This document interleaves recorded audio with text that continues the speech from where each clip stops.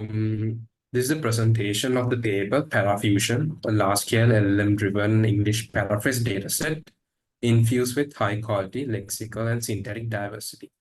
So the authors are Lasal, myself, and Mr. Prasan Yapa, and both of us are from the Informatics Institute of Technology in Sri Lanka.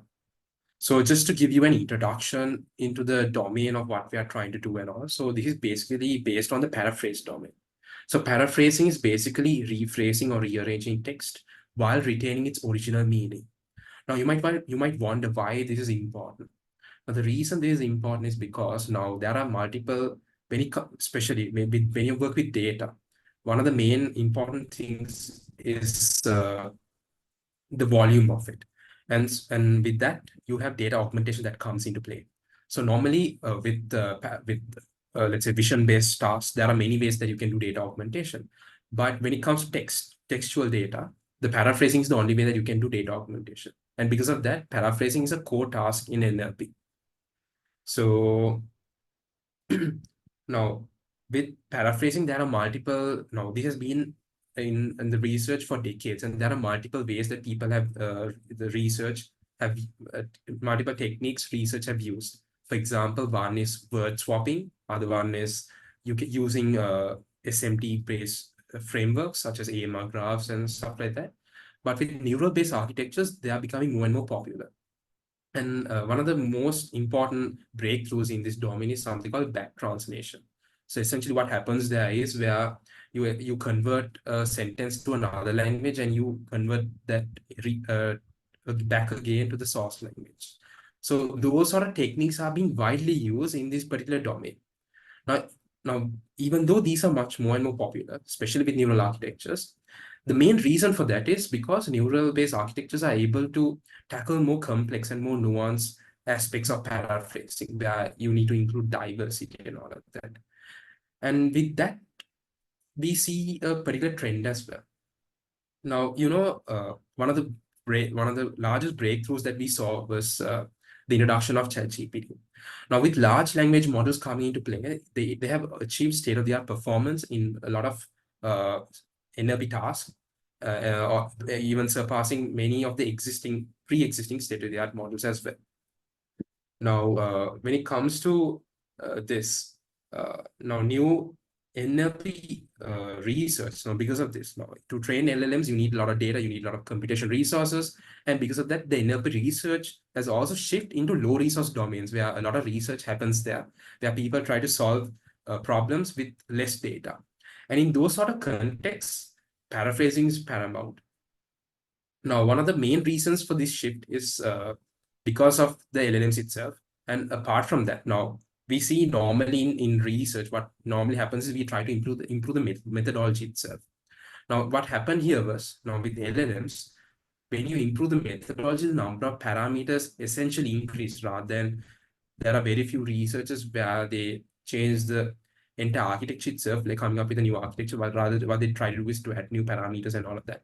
And that is becoming more and more challenging, and normal researchers find it hard because you need a lot of GPU for that.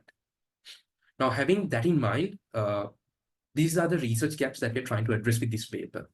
So essentially what we, when we were trying to come up with a paper for paraphrasing, now we looked at many different architectures and found certain gaps with that. But one thing that we realized was, when we looked at existing data, there was a lot of noise, and the diversity of existing data sets were, it wasn't enough.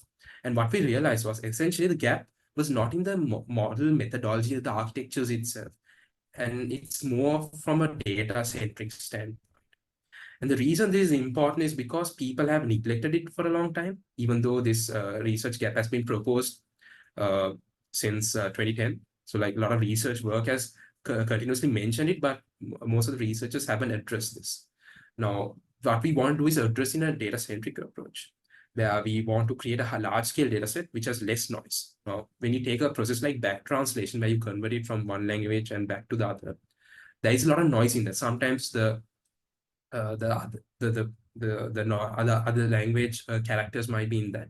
And also something else that we noticed was there was a lot of inappropriate content in the existing data sources, which can be a huge issue, because if you want to productionalize an ML model, these sort of content cannot come out. And also what we want to do was Parafusion to be an improvement of existing data sources where people can plug and play easily if their systems are built on the existing ones. And the other thing was we want to establish a gold standard for paraphrase evaluation. So unlike other tasks where you can evaluate with F1 score accuracy, paraphrase evaluation is a bit more difficult because it falls under the natural language generation domain.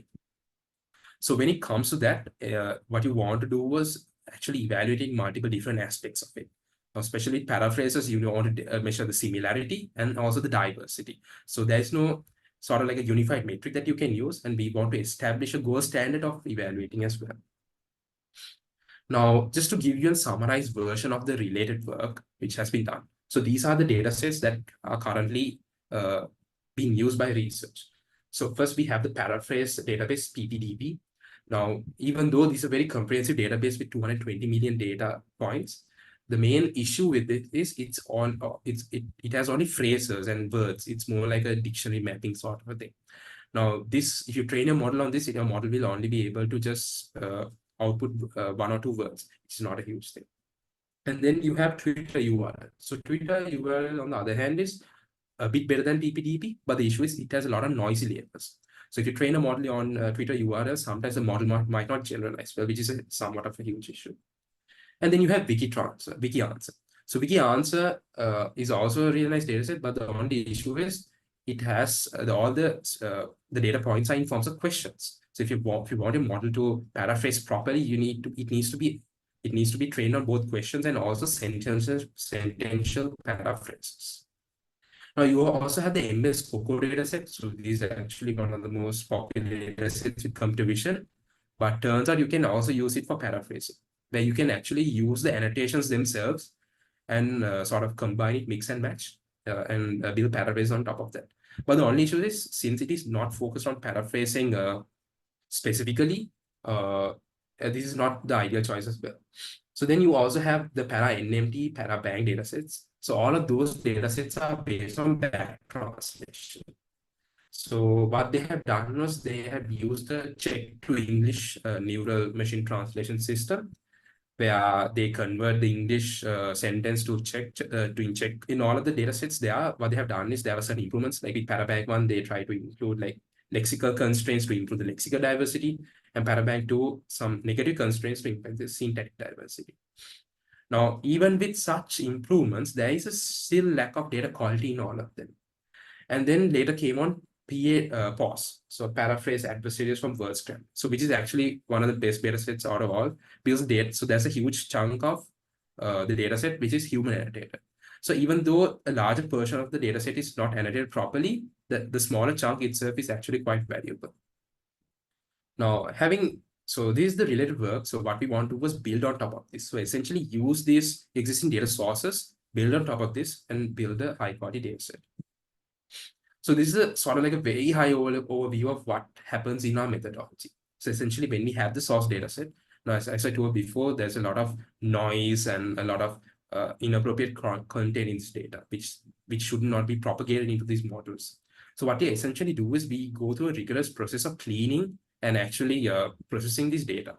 So in the first phase, what we do is we do like a content moderation filtering. So what we do is we try to filter out all aspects of the data which which falls under hate speech, sort of like harassment speech, all of that sort of content. We try to filter that. So we use a moderation endpoint for that, and we sort of filter all the source data sets that we have used. And in terms of noise removal, we essentially want to filter out all the non-English sentences that we encounter. And to do this, we actually use the LLM-based approach where we try actually feed in a prompt and to identify whether a sentence is English or not. And on top of that, to make our process much more robust, we also utilize a rule-based approach where we also use regex and also other libraries to figure out whether the sentence is properly formed. For example, we check whether we actually tag the sentences like POS tagging, POS tagging, and we try to check whether sentences are well formed. And once all of that is done, so that outputs actually a clean source sentence. And that is actually fed into an LLM. So we follow an LLM-driven approach where we use a GPT 3.5 turbo model to generate the paraphrases. Now, to give you a little more into the details of it, so for our data sources, initial data sources, we actually use the MRPC, POS, QQP, and a certain amount of data from para and empty, parabag, and parent. So essentially, we actually had 750,000 source sentences. So this was actually after cleaning it. So in the start, actually, we had around 850,000. So by cleaning it, we actually were able to remove out around 100,000 data points, which were malformed. And in terms of our LLM setup, our maximum sequence length was 4096. And we try to generate 5 different paraphrases for each source sentence. So we actually use temperature of 0.0, top P of 1.0, presence penalty of 0.03, and a frequency penalty of 0.1. And once we got the paraphrases from the LLM, we actually do a cross-processing module. So that's where we do the entity and case correction, essentially to figure out whether the paraphrase sentence conforms well with the original source sentence. So what we do there is essentially we do an entity recognition task.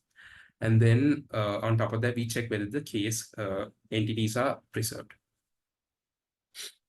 Now, in order to evaluate our approach, we want to establish a gold standard. So we actually used several aspects of it. So we do a quantitative analysis and a qualitative analysis on this. So in terms of quantitative analysis, we focus on 3 main aspects of it. So we have semantic similarity, lexical diversity, and syntactic diversity. And for qualitative analysis, we have human-based evaluation and something called LLM-based evaluation, which is novel in the paraphrase generation field. So in terms of quantitative analysis for semantic similarity, so in semantic similarity, we identify whether the paraphrase sentence has the same meaning as the original source sentence. So here we actually use the cosine similarities of different word embedding models. So here we actually utilize the ADA model from OpenAI and SimCSE and PromCSE models, which are actually contrastive-based learning frameworks, which are also effective in learning word embeddings, and also 4 other models from sentence transformers. So what you can essentially gather from the data that we got from here is, now our main goal was to improve the diversity of the data set. And here, in some cases, we actually improve upon the semantic similarity, essentially with noisy data sets. And with other data sets where they lack diversity, we actually come close to them. So the results we obtain here is actually quite good, which actually shows that our model is able to, our methodology was able to preserve the semantic similarity. Now, moving on, the second aspect that we evaluate is something called syntactic diversity. So with syntactic diversity, we actually try to evaluate whether the generated sentences are syntactically different. So by syntax, I mean by, let's say, the noun, if the noun is placed initially in the source sentence, sometimes it's always better to maybe bring the noun back to the end. So those sort of changes can improve the diversity of our paraphrase generation and the model itself. So for that, we actually use 2 tree-based metrics like called TEDF and TED3. So those are actually evaluated using the stanza library along with the NLTK, where we use to build the syntax trees. So we also use something called the Kermit score, which is evaluated using the Kermit syntactic embeddings. So on top of that, we actually have the kernel diversity score and the node pair diversity score. So what this result showed us was our data set. So what we did was, in all of the evaluation aspects, we try to evaluate the subset wise. That way, the evaluation is much more fair. So in each of the subsets, our dataset Parafusion was actually much better in terms of diversity. In terms of syntax diversity, it was much better. So we saw at least a 20% to 25% improvement in terms of syntactic diversity. So with lexical diversity, so what we actually did an in-depth evaluation into that. So where we utilize multiple metrics. So what normally we saw was existing research, they only use blue or rogue, so which wasn't enough. So because blue and rogue blue may favor longer sentences, and with those sort of issues, we want to actually evaluate on multiple data aspects. So for that, we do the bag of words overlap. We actually use multiple flavors of blue, sentence blue, corpus blues, and actually blue with smoothing. And also we use the meteor score and the rogue score. And on top of that, we have the translation edit distance, TER, word edit distance, WER, and the character edit distance. So from all the evaluation techniques that we saw here, we realized that our data set was lexically much more diverse as well. And what this means is that now with our data set, if we were to train a model, even with existing architecture, it can produce much more better results.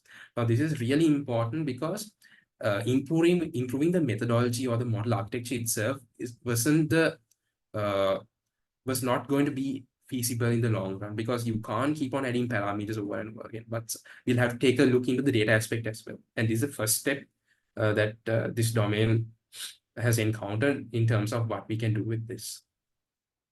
And in terms of qualitative evaluation, we used human evaluators. So we actually had 5 different human evaluators who evaluated 7,000 paraphrase pairs. So we actually used a 5-point Likert scale for each of the metrics shown here. So we have semantic similarity, lexical, syntactic, and in addition to the quantitative aspect, we actually include grammatical correctness as well. So as you can see here, we see a significant improvement in our data set. So moving on to the novel LLM evaluation, we actually use the GPT-4 as a judgment model. So we see this trend in other research areas, but this has not been explored in paraphrase generation. And this needs to be used effectively. So that's why we actually utilize this. And we actually use the same annotation instructions as the GPT-4 prompt to keep the both evaluations similar. And we saw that up to a certain extent, the LLM evaluation sort of correlated with the human evaluation, which shows that this can be a future reference-free metric that research can use. Now, just to give you the contributions and summaries of the key findings. So we were able to establish a large-scale dataset with 2 million high-quality data points. So what this means is people can train high-quality models even with existing architectures, and they don't need to rely on LLMs in themselves, because they take a lot of resources for inference, and we can build more domain-specific models because that is the trend that we have now. And we have promoted a data-centric approach for the paraphrase domain, but this can also be applied for other NLP domains as well. So we have actually looked into and enforced extensive noise removal and content moderation, which has not been focused on or even been addressed in previous researches. And these sort of things needs to be verbalized and needs to be addressed, because these sort of things are what affects a practical scenario. And apart from that, we established a gold standard for quantitative evaluation, where we use a plethora of metrics to evaluate our data set, our methodology. And we believe that this sort of similar evaluation strategy needs to be followed, because paraphrase evaluation is not simple as evaluating like accuracy or fun score, but rather we need to evaluate on different multiple aspects. And on top of that, we used an LLM judgment-based approach for a reference-free evaluation, which hasn't been done before. And it shows potential for such methods in future as well. And in terms of future direction, people can focus on building a unified metric for paraphrase evaluation, so that we don't have to use all of these metrics. One evaluation metric could be nice, but very limited research has been done here. I think only 1 or 2 papers are there.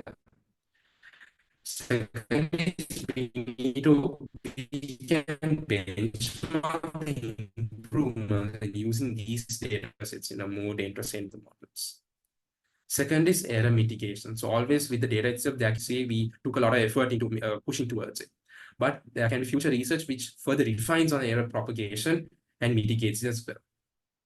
And we can actually continue. So we actually didn't apply this for the PPDP and other large-scale datasets because of the amount of budget and the resource constraints that we have. So what future research can do is actually focus on this aspect. And yeah, this is the end of my presentation. Yeah, I'm open to